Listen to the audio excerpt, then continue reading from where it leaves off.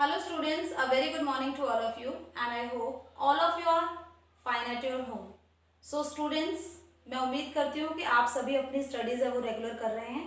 आप सभी ने अपनी नोटबुक है वो मेंटेन कर रखी है. If you have incomplete notebooks या कोई क्वेश्चन है या कोई चैप्टर है आपका मिस हो गया है, so for that I will resend the homework.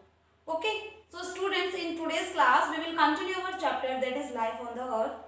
Life on the earth chapter के हम काफी टॉपिक्स हमको कवर कर चुके हैं and today we will read about the biogeochemical cycle, जो कि लास्ट टॉपिक है इस चैप्टर का. So what is biogeochemical cycle? Bio means living organism, Jio means earth and chemical means chemical nutrients. जितने भी न्यूट्रिएंट्स मिलते हैं हमारे एटमॉस्फेयर में या पर, they are called the chemical nutrients. So chemical nutrients किस तरह से मूवमेंट होता है उनका, केमिकल न्यूट्रिएंट्स किस तरह से मूवमेंट होता है उनका लिविंग ऑर्गेनिज्म से फिजिकल एनवायरनमेंट तक. सो फिजिकल एनवायरनमेंट से लिविंग ऑर्गेनिज्म तक अगेन फिर न्यूट्रिएंट्स का मूवमेंट होता है. सो एक साइकिल बन जाती है. इसे कहा जाता है cyclic movement of chemical elements between organism and environment. So environment and living organism के बीच में जो केमिकल्स का मूवमेंट है that is called the biogeochemical cycle. Okay, so biogeochemical cycle में टू टाइप्स की साइकिल होती है. First one is gaseous cycle and second one is sedimentary cycle. So sedimentary cycle उन न्यूट्रिएंट्स में होती है जो सॉइल में या रॉक्स में फाउंड होते हैं, जबकि गैसियस साइकिल्स में वो न्यूट्रिएंट्स होते हैं जो मेनली एटमॉस्फेयर में मिलते हैं. सो हमारी बुक में जो डिस्क्रिप्शन दे रखा है वो nitrogen cycle, oxygen cycle and carbon cycle का दे रखा है. ओके, सो नाइट्रोजन साइकिल में नाइट्रोजन है उसका मूवमेंट होता है लिविंग ऑर्गेनिज्म से एनवायरनमेंट में, देन एनवायरनमेंट से लिविंग ऑर्गेनिज्म में. सो हमारे एटमॉस्फेयर में जो गैसियस फॉर्म है उसमें 78% से भी ज्यादा शेयर है नाइट्रोजन का. नाइट्रेट्स हैं वो कन्वर्ट होते हैं नाइट्रेट्स में एंड उसके बाद में नाइट्रेट्स हैं उनका फिक्सेशन होता है प्लांट्स के थ्रू. सो ये पूरी एक साइकिल है that is called the nitrogen cycle. Next is oxygen cycle. Photosynthesis के प्रोसेस में जो बायो प्रोडक्ट है that is oxygen. So photosynthesis जब होता है तो जो बायो प्रोडक्ट होता है that is oxygen and oxygen का भी मूवमेंट होता है एटमॉस्फेयर से लिविंग ऑर्गेनिज्म में, that is oxygen cycle. And next one is carbon cycle. So with the help of carbon dioxide and sunlight the plants make their own food. The process is called photosynthesis. So photosynthesis की वजह से carbon है उसका भी fixation होता है and carbon dioxide and oxygen है वो रिलीज होती है. So next topic is ecological balance. हमारा जो इकोसिस्टम है एंड लिविंग ऑर्गेनिज्म है उनमें एक बैलेंस बना हुआ है जिसे हम डायनेमिक इक्विलिब्रियम कहते हैं. डायनेमिक इक्विलिब्रियम मीन्स इक्वलिटी बनी हुई है ऑर्गेनिज्म में एंड इकोसिस्टम में. हमारा जो फिजिकल एनवायरनमेंट है उसमें एंड लिविंग ऑर्गेनिज्म में एक बैलेंस बना हुआ है. मीन्स जो चेंजेस होते हैं वो ग्रेजुअली होते हैं एंड ये चेंजेस हैं इनको नेचर एक्सेप्ट करता है. मीन्स जो ग्रेजुअल चेंजेस हो रहे हैं उनको नेचर एक्सेप्ट करेगा, लेकिन अगर ह्यूमन बीइंग उनको सडन चेंज करना चाहेगा तो उसकी वजह से हमारा इकोसिस्टम है वो डैमेज होगा. ओके, स्टेबल बैलेंस बना रहता है नंबर ऑफ स्पीसीज में. मीन्स जितनी भी स्पीसीज हैं प्लांट्स की एंड एनिमल्स की उनमें एक स्टेबिलिटी बनी हुई है. सो नेचर डिसाइड करता है कि कैसे स्टेबल रहेंगी स्पीसीज प्लांट्स एंड एनिमल की. एंड जो फूड चेंज है ये बैलेंस बनाने के लिए बहुत ज़्यादा ज़रूरी है. मीन्स हमने ये पढ़ा था कि जो प्लांट्स हैं उनको हर्बीवोरस एनिमल्स ईट करते हैं, हर्बीवोरस एनिमल्स को कार्निवोरस एनिमल्स हैं वो ईट करते हैं. सो ये फूड चेंज जो प्रोसेस बना है that is the part of our ecological balance. Ecology है उसी का पार्ट है. इकोलॉजिकल बैलेंस है वो नेचर डिसाइड करता है बट उसको डिस्टर्ब भी किया है ह्यूमन बीइंग ने. सो न्यू स्पीसीज आई हैं जो इंडिजीनियस हमारी स्पीसीज थी, हमारी एंशियंट स्पीसीज थी उनकी जगह एलियन स्पीसीज आई हैं. मतलब न्यू स्पीसीज हमने लगाई हैं, उनकी जगह न्यू प्लांट्स आए हैं. इंडस्ट्रियलाइजेशन हुआ है सो उसकी वजह से डिफॉरेस्टेशन हुआ है. डिफॉरेस्टेशन की वजह से वाइल्ड लाइफ वहाँ की इफेक्ट हुई है. तो nature and wild life, natural vegetation and wild life है दोनों ही इफेक्ट हुए हैं. सो हम कह सकते हैं कि ये एक थ्रेट है हमारे इकोलॉजिकल बैलेंस के लिए. गवर्नमेंट ने भी इकोलॉजिकल मेंटेन करने के लिए, इकोलॉजिकल बैलेंस मेंटेन करने के लिए नेशनल पार्क्स, सेंचुरीज है ये मेंटेन करिए, बायोडाइवर्सिटी सेंटर्स हैं, बायोस्फीयर रिजर्व्स हैं एंड बायोनॉटिकल पार्क्स हैं वो भी एस्टैब्लिश करें कि जो नेचर है उसको ज़्यादा हार्मफुल इफेक्ट ना पहुंचे। मीन्स अगर हम अगर नेशनल पार्क की या वाइल्ड लाइफ सेंचुरी की बात करें तो वहां पर hunting and cutting of forest है वो टोटली बैन होता है। तो गवर्नमेंट ने इकोलॉजिकल सिस्टम है उसको मेंटेन करने के लिए कुछ मेजर जरूर करे हैं, बट फिर भी जो ह्यूमन बीइंग है वो इकोलॉजी को ज्यादा अपने नीड को पूरा करने के लिए इकोलॉजिकल सिस्टम को इम्बैलेंस कर रहा है, जिसकी वजह से फ्लड आती है, अर्थक्वेक आते हैं, नेचर पूरा डिस्टर्ब हो जाता है। So we have to maintain the ecological balance. Let's discuss the MCQ of this chapter. So first one is which one is include in biosphere. So biosphere में हम क्या इंक्लूड करते हैं?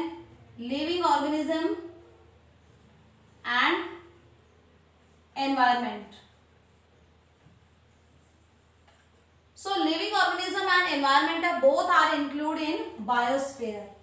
Okay. Tropical grassland are also known as. So tropical areas में जो grassland होते हैं उनको हम savannas भी बोलते हैं. Okay. So savannas are the other name of tropical grassland. Next is oxygen combined with iron found in the rocks. Iron के साथ में जब ऑक्सीजन है वो कंबाइन हो जाता है तो रॉक्स में जो पाया जाता है उसे हम क्या कहते हैं? Iron oxides. ओके, जो रस्ट होता है, आयरन जो रॉक्स होते हैं उनका कलर रेड होता है बिकॉज उनमें आयरन ऑक्साइड होता है। आयरन ऑक्साइड की वजह से उनका कलर है वो रेडिश होता है। Okay, next is during photosynthesis carbon dioxide combined with water in the presence of form. क्या बनता है? फोटोसिंथेसिस के टाइम पे कार्बन डाइऑक्साइड वाटर के साथ में मिक्स होता है एंड सनलाइट मस्ट होती है उस टाइम पे, जो फोटोसिंथेसिस की प्रोसेस है। सो यहाँ पर बनता है carbohydrates.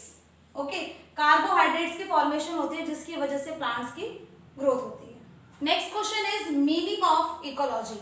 So ecology means the interaction between the living organism and the physical environment. So ecosystem या इकोलॉजी है उस टर्म को हम कैसे यूज करते हैं कि physical environment and living organism means physical environment abiotic component and living organism means biotic component. इनका आपस में जो रिलेशन है that is called the ecology. Means दोनों एक दूसरे पर डिपेंड है एंड दोनों सर्वाइव कर रहे हैं बिकॉज ये एग्जिस्ट करते हैं।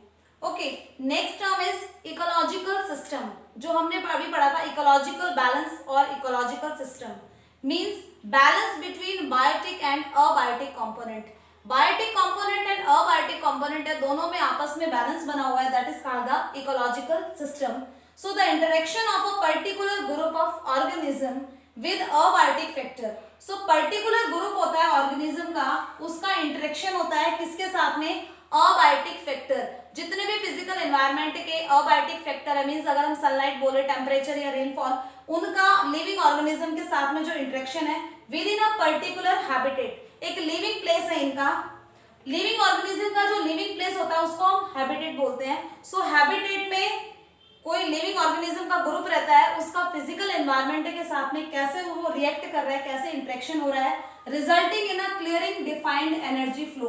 सो वहां पर एनर्जी फ्लो का एक क्लियरली डिफाइंड मैनेजमेंट होता है, that is called the ecological system.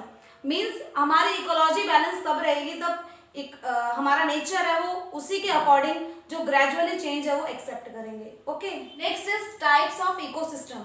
Type of ecosystem हमने पढ़ा था कि there are two types of ecosystem. First one is terrestrial ecosystem. Terrestrial ecosystem means land पर जितने भी इकोसिस्टम है they are called the terrestrial ecosystem and इनको भी हम बायोम्स में फर्दर डिवाइड करते हैं। मींस डिफरेंट टाइप के फॉरेस्ट हैं उनको, या डेजर्ट एरिया, उनको हम डिफरेंट बायोम्स में डिवाइड करते हैं, उनके नेम हम डिफरेंट क्लासिफाई करते हैं according to their living place. Okay, next one is aquatic biosphere. Aquatic biosphere मतलब वाटर में मिलता है, इसको भी हमने फर्दर क्लासिफाई किया है marine and fresh water. Marine sea and ocean में जो इकोसिस्टम मिल रहे हैं they are marine ecosystems and fresh water river, lakes, ponds में जो इकोसिस्टम मिलते हैं, डेवलप होते हैं, they are called the fresh water ecosystem. Next question is related to the food chain.